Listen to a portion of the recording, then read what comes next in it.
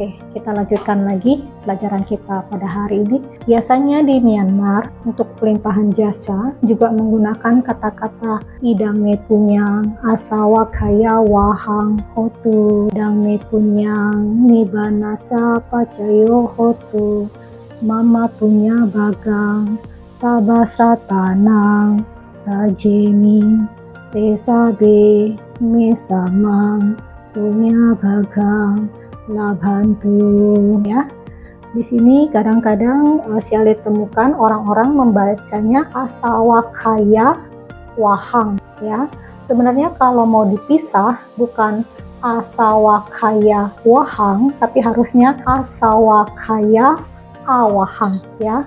Karena di sini kalau awahang itu baru artinya penghancur ya. Jadi kalau A itu adalah negatifnya. Jadi kalau hanya dibaca wahang itu jadi bukan penghancur, tapi jadi kayak memperbanyak gitu ya.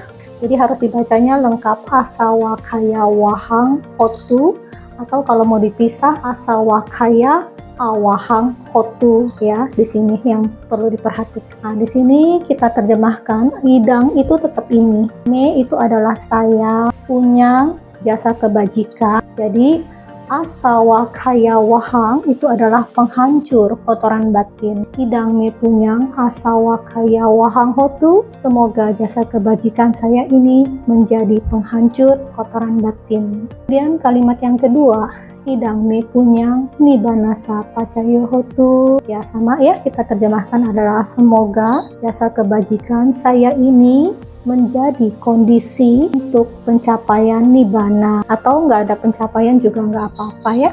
Biasanya memang kalau kita di Manggala Sutta itu adanya nibbana sacikirya ya, untuk pencapaian nibbana. Di sini kita nggak pakai untuk agar pelafalannya itu menjadi indah gitu ya, supaya enak mengalir pelafalannya.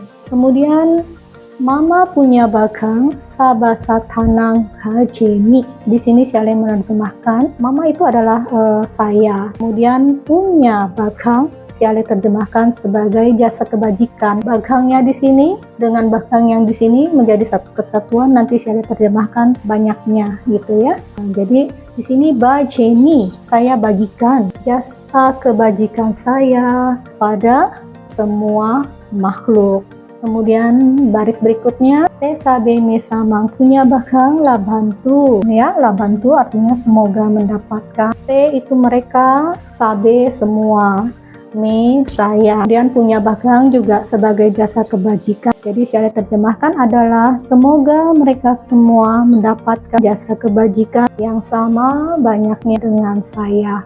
Nah, biasanya di Myanmar yang untuk etawata dan akasata kadang-kadang bisa ditambahkan, kadang-kadang cukup dengan kalimat ini pun sudah memadai untuk kita melakukan pelimpahan jasa. Di sini yang menjadi penekanan adalah kita melakukan kebajikan itu adalah untuk penghancuran kotoran batin kita sendiri, mengalahkan diri kita sendiri, dan tujuan-tujuan akhirnya adalah terbebas dari lingkaran samsara ini. Nah, pada saat kita sambil berjalan ngarungi dari lautan samsara ini, kita juga akan membagikan semua jasa kebajikan kita kepada semua makhluk. Semoga mereka bisa mendapatkan sama banyaknya seperti yang kita dapatkan. Karena walaupun kita punya banyak, itu kalau kita bagikan sama banyaknya bukan berarti yang kita punyai berkurang ya.